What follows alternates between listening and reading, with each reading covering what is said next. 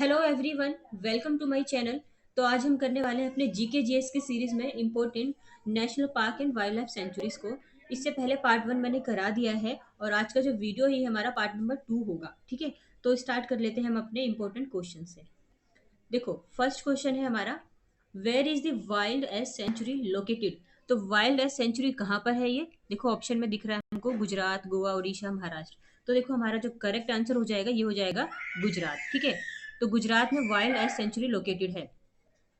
अब देखो, यहाँ पे आंसर तो हमारा गुजरात है। The wild ass sanctuary is located in Gujarat. अब यहाँ पे कुछ की पॉइंट्स और कुछ एक्स्ट्रा पॉइंट्स के बारे में जान लेते हैं।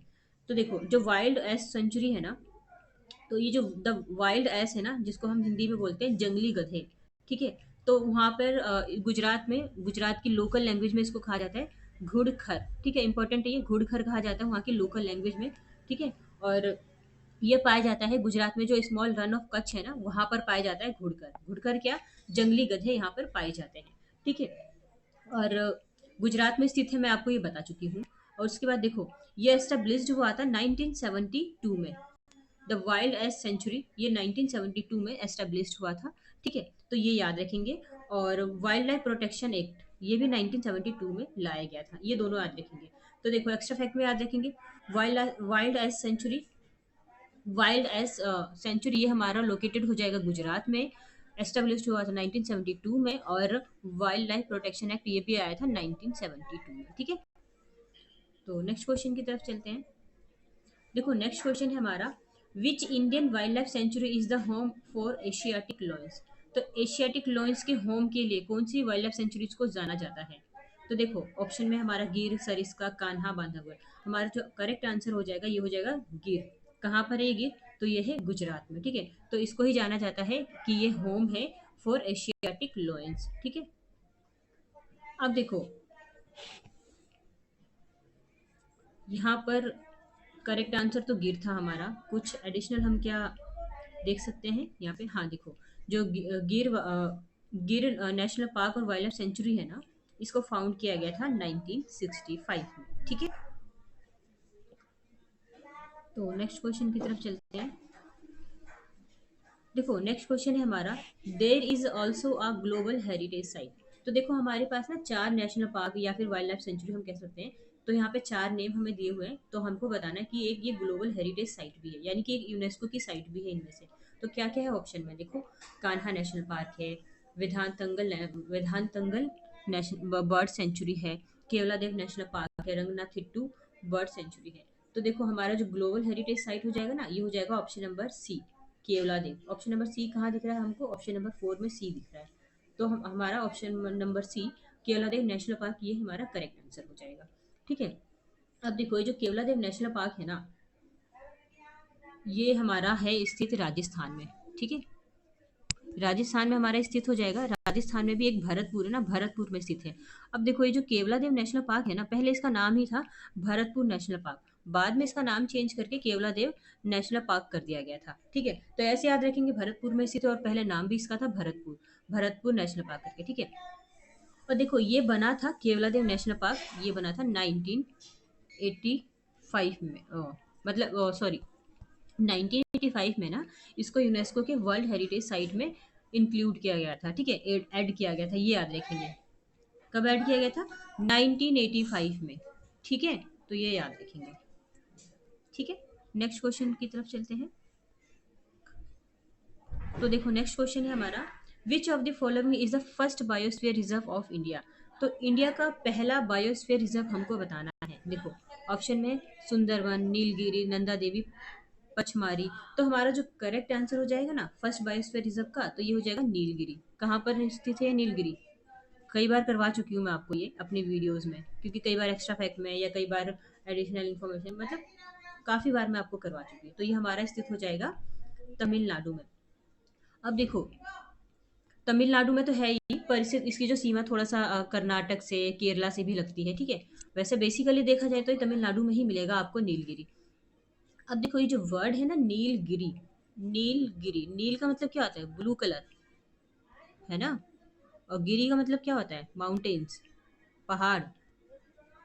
ठीक है, तो बेसिकली ये जो नीलगिरी वर्ड है ना, देखो यहाँ पे एक्सप्लेनेशन है, The name Nilgiris, with literary meaning blue mountains, has originated from the blue flowers clad mountains of the Nilgiri plateau within the state of Tamil Nadu. ठीक है, तो ये आपको मैंने बता दिया। और ये देखो, इंडिया में ये एस्टेब्लिश हुआ पहला बायोस्फीयर रिजर्व था 1986 में। ठीक है, तो ये भी हमारा तो इस वजह से हमारा जो ऑप्शन नंबर 2 हमारा करेक्ट था, ये तो मैंने आपको बता ही दिया है। और जो total area of the Nilgiri biosphere reserve ये कितना है, 5520 स्क्वायर किलोमीटर है ये नीलगिरी का पूरा टोटल एरिया। ठीक है, और देखो मैंने अभी आपको ये भी बताया कि ये तमिलनाडु में तो स्थित है ही, उसके बाद ये केरला और कर्नाटक से भी इसकी जो ये थोड़ा सा पास होती है। ठीक है, तो ये याद रखेंगे। नेक्स्ट क्वेश्चन की तरफ चलते हैं। अच्छा देखो, कुछ important wild life sanctuaries, biosphere reserve, जो कि मैंने आपको यहाँ पे मैप में ऐड कर रखा है। अब देखो यहाँ पे मैं अगर एक दो की मैं अगर बात कर लेती हूँ, तो देखो अभी हम साउथ साइड की बात कर रहे थे, तो साउथ में ही चल लेते हैं। तो आंध्र प्रदेश में आपको देखो शेषचलम हिल्स मिल जाएगा। देखो यहाँ पे ना स्टेट और यहाँ पे जो बायोस्फीयर रिजर्व से सॉरी दोनों के नाम दिए हुए हैं, तो आप इजीली पहचान सकते हैं कि कौन से स्टेट में कौन सा बायोस्फीयर रिजर्व है। अब देखो शेषचलम हिल्स ये हमारा हो जाता है आंध्र प्रदेश में। ठीक है, नीलगिरी मैंने आपको बता दिया तमिलनाडु, केरला, कर्नाटक से इसका थोड़ा सा ये एनकम्पास होता है यहाँ पर। ठीक है, एक और सबसे ज़्यादा इंपॉर्टेंट है, ये है आपका अगस्त मलाई। ठीक है, तो ये आपका पड़ता है केरल में। ठीक है, तो ये वाला याद रखेंगे, अगस्त मलाई वाला। और सारा भी आप देख सकते हैं। एक ये नोकरेक हो गया मेघालय में, जो कि है स्थित। ठीक है, और क्या है इम्पोर्टेंट इसमें, जो बहुत ज़्यादा इम्पोर्टेंट है मैं आपको वो बता रही हूँ, दिहांग दिवांग। क्योंकि देखो असम में ना एक दिहांग पटकाई है और अरुणाचल प्रदेश में दिहांग दिवांग है। तो क्या होता है कि बच्चा कंफ्यूज हो जाता है। तो असम में दिहांग पटकाई है और अरुणाचल प्रदेश में दिहांग दिवांग है। ठीक है, तो नेक्स्ट क्वेश्चन की तरफ चलते हैं। तो देखो नेक्स्ट क्वेश्चन है हमारा, dash national park is the only floating park in the world. तो कौन सा नेशनल पार्क है जो कि एक फ्लोटिंग पार्क है, मतलब कि एक तैरता हुआ नेशनल पार्क है। ठीक है, सुनने में थोड़ा सा अजीब लगेगा, बट ये सच में पानी के ऊपर बना हुआ है, तैरता हुआ नेशनल पार्क सा है। तो ये कौन सा है, तो ये है हमारा किबुल लामजाओ। ऑप्शन नंबर 1 हमारा करेक्ट हो जाएगा। ठीक है, अब देखो किबुल लामजाओ यह है कहाँ पर, तो ये स्थित हो जाता है हमारा मणिपुर में। ठीक है, ठीक है, करेक्ट आंसर किबुल लामजाओ है और स्थित है मणिपुर में। अब देखो कुछ की पॉइंट्स में देख लेती हूँ। Keibul Lamjao national park is the only floating park in the world. ठीक है, Keibul Lamjao national park is located in Manipur. It is world's only floating sanctuary. ठीक है, और इसके नियर बाय लेक कौन सा पड़ता है, लोकटक लेक। ठीक है, ये वाला याद रखेंगे, लोकटक लेक के पास पड़ता है किबुल लामजाओ। ठीक है, नेक्स्ट क्वेश्चन की तरफ चलते हैं। तो देखो नेक्स्ट क्वेश्चन है हमारा, द बक्सा tiger reserve is located in dash. तो देखो बक्सा टाइगर रिजर्व के बारे में बताना है, तो कहाँ पर लोकेटेड है ये, तो ये हमारा हो जाएगा वेस्ट बंगाल। ऑप्शन नंबर 2 हमारा करेक्ट हो जाएगा। ठीक है, अब देखो यहाँ पर कुछ की पॉइंट्स हम देख लेते हैं ये बक्सा टाइगर रिजर्व के बारे में। तो बक्सा टाइगर रिजर्व एस्टेब्लिश हुआ था 1983 में, और ये उस टाइम ना ये देश का 15th नंबर का टाइगर रिजर्व था ये। ठीक है, अब देखो कौन कौन से एनिमल्स फाउंड किए जाते हैं बक्सा टाइगर रिजर्व में। तो देखो यहाँ पर हो जाएगा इंडियन लियोपर्ड, बंगाल टाइगर, फिर क्लाउडेड लियोपर्ड हो जाएगा। ठीक है, उसके बाद जायंट स्क्वेरल 4th नंबर का हो जाएगा, गौर है, चीतल है, वाइल्ड वोर है मतलब जंगली सुअर है। तो मतलब ये सारे ही एनिमल्स हमारे पाए जाते हैं बक्सा टाइगर रिजर्व में। बक्सा टाइगर रिजर्व कहाँ, तो ये है वेस्ट बंगाल में। ठीक है, अब देखो national park wildlife sanctuary in west Bengal are west. कौन कौन से नेशनल पार्क और वाइल्ड लाइफ सेंचुरीज है हमारा ये वेस्ट बंगाल में, तो देखो तो ये हमारे यहाँ पर हो जाएगा सुंदरवन हो जाएगा, फर्स्ट हमारा ये हो जाएगा। दूसरा हो जाएगा हमारा गोरुमारा नेशनल पार्क, फिर Neora valley national park, Singalila national park हो जाएगा हमारा, सुंदरवन नेशनल पार्क हो जाएगा हमारा, और टाइगर रिजर्व भी साथ में। उसके बाद है जल्दापारा नेशनल पार्क। ठीक है, तो ये सारे ही इंपॉर्टेंट हो जाएंगे। ठीक है, नेक्स्ट क्वेश्चन की तरफ चलते हैं। तो नेक्स्ट क्वेश्चन है हमारा, how many total biosphere reserves are there in India. तो इंडिया में अभी फिलहाल देखा जाए तो टोटल कितने बायोस्फीयर रिजर्व हैं। देखो वन लाइनर फॉर्मेट में याद रखने वाला क्वेश्चन है। तो टोटल अभी इंडिया में कितने बायोस्फीयर रिजर्व है, तो ये टोटल है 18 बायोस्फीयर रिजर्व। ऑप्शन नंबर 3 हमारा करेक्ट हो जाएगा। ठीक है, नेक्स्ट क्वेश्चन की तरफ चलते हैं। नेक्स्ट क्वेश्चन है हमारा, an area designated for wildlife in which they have unrestricted access to ecosystem and natural resources is called। तो देखो यहाँ पे एक ऐसे एरिया की बात की जा रही है, एक ऐसा एरिया जिसको डेजिग्नेटेड किया गया वाइल्ड लाइफ के लिए, जहाँ पे अनरेस्ट्रिक्टेड एक्सेस है इकोसिस्टम और नेचुरल रिसोर्सेज के लिए। तो मतलब ऐसा जो एरिया है जहाँ पे अनरेस्ट्रिक्टेड एक्सेस है, इकोसिस्टम इकोसिस्टम समझते थे ना, पारिस्थितिक तंत्र और नेचुरल रिसोर्सेज के लिए, उस एरिया को मतलब बात हो रही है कि एक ऐसा एरिया उसको कहा क्या जाता है। ठीक है, तो देखो इस एरिया को कहा जाता है नेशनल पार्क। अभी तक हम तब से यही तो पढ़ रहे हैं नेशनल पार्क के बारे में। एनिमल्स होते हैं, इकोसिस्टम होता है, लैंड होता है, ये सारी चीजें होती है। ठीक है, तो हमारा जो करेक्ट आंसर हो जाएगा ना, ये हो जाएगा नेशनल पार्क। ठीक है, देखो ऑप्शन में कितने सारे हमको दे रखे हैं। प्रोटेक्टेड एरिया, प्रोटेक्टेड एरिया तो कुछ भी हो सकता है ना, कोई भी प्रोटेक्टेड एरिया हो सकता है, national park, wildlife centuries, biosphere reserve. हमारा जो करेक्ट आंसर है ना, वो है नेशनल पार्क। ठीक है, हमारे राष्ट्र का पार्क। ठीक है, नेशनल पार्क। अब देखो यहाँ पे एक्सप्लेनेशन पे देखते हैं। The ecology is to be preserved by national parks. ठीक है, they participate in public leisure and amusement activities. The natural ecosystems of its flora, देखो नेचुरल इकोसिस्टम में क्या क्या होता है, इसका फ्लोरा होता है। फ्लोरा और फोना समझते हैं ना, पेड़ पौधे, जीव जंतु, ये सब होता है ना। तो फ्लोरा है, फ्लोरा है, फोना है, देखो एनिमल्स है, लैंडस्केप्स है, ये सारे प्रिजर्व किए जाते हैं एक नेशनल पार्क के अंतर्गत। इसलिए जो हमारा नेशनल पार्क है ना, वो हमारा करेक्ट आंसर हो जाएगा। Wild life in India is very diverse, ये छोड़िए। ठीक है, तो आपको ये याद रखना है कि एक तरह से देखा जाए तो एक नेशनल पार्क की डेफिनेशन बताई गई है वहाँ पे। ठीक है, तो आंसर हमारा नेशनल पार्क था। तो नेक्स्ट क्वेश्चन की तरफ चलते हैं। देखो नेक्स्ट क्वेश्चन है हमारा, which of the following is situated in Jammu and Kashmir. तो देखो कुछ wild life sanctuaries national park के नाम दिए गए हैं, हमें बताना है जम्मू कश्मीर में से इनमें से कौन सा है।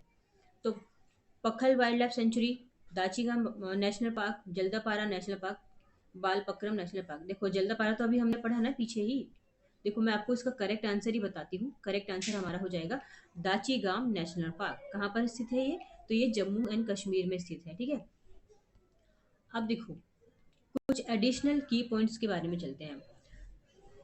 देखो ये जो दाची गाम है ना, दाची गाम एक ये जो ऐसा वर्ड है, इसका मतलब ही होता है 10 विलेजेस। दाची गाम यानी कि दाची मीन्स 10 और गाम मीन्स गांव, यानी कि 10 गांव। मतलब ये इस तरह देखा जाए तो वहां से ये नाम आया है दाची गाम का। ठीक है, तो द नेम दाची गाम stands for 10 villages in memory of 10 villages that were relocated for the formation of this national park. मतलब जिन जिन गाँव का सहयोग था इस नेशनल पार्क को बनाने में, तो उस गांव टोटल 10 विलेजेस है, तो उसी के नाम पे इसको दाचीगाम नेशनल पार्क नाम रख दिया गया था। ठीक है, और ये जो नेशनल पार्क था ना, कब डिक्लेयर किया गया था? तो 1981 में डिक्लेयर किया गया था दाचीगाम नेशनल पार्क को। कश्मीर में स्थित है, आपको ये पता ही है। कश्मीर में भी कहाँ? कश्मीर में श्रीनगर में स्थित है ये दाचीगाम। ठीक है, तो श्रीनगर ये भी याद रखेंगे। ठीक है, तो नेक्स्ट क्वेश्चन की तरफ चलते हैं। नेक्स्ट क्वेश्चन है हमारा, biosphere reserves are most appropriately described as. तो बायोस्फीयर के बारे में पूछा जा रहा है, या फिर मैं सीधा सीधा कहूँ तो बायोस्फीयर की एक डेफिनेशन पूछी जा रही है कि हम बायोस्फीयर किस चीज़ को कह सकते हैं। तो देखो ऑप्शन में है फर्स्ट बायोगैस प्रोडक्शन साइट्स। ये तो बिल्कुल गलत है। क्या बायोस्फीयर रिजर्व में बायोगैस प्रोडक्शन साइट्स होती है? ये बिल्कुल गलत है, आंसर नहीं होगा। नेक्स्ट है मिनरल डेफिशिएंट रिजर्व। तो देखो अभी तक हमने जितने भी बायोस्फीयर के टॉपिक पढ़े हैं, क्वेश्चन पढ़े, हमने मिनरल के बारे में तो ऐसा कुछ भी नहीं पढ़ा है। ठीक है, तो ये भी हमारा आंसर नहीं होगा। अब बचते हैं हमारे पास दो ऑप्शन। तो देखो learning sites for sustainable development, third ये है, और फोर्थ है साइट्स अफेक्टेड बाय डिफोरेस्टेशन। अब देखा जाए, हम बाहर निकलते हैं तो हर जगह डिफोरेस्टेशन होता है, लोग अपना घर बनाने के लिए पेड़ पौधों को काट देते हैं, है ना। तो वो बायोस्फीयर रिजर्व तो नहीं हो सकता ना। तो देखो हमारा जो करेक्ट आंसर हो जाएगा, ये हो जाएगा learning sites for sustainable development. ठीक है, ऑप्शन नंबर 3 हमारा करेक्ट आंसर हो जाएगा। ठीक है, अब देखो यहाँ पे the correct answer is learning sites for sustainable development.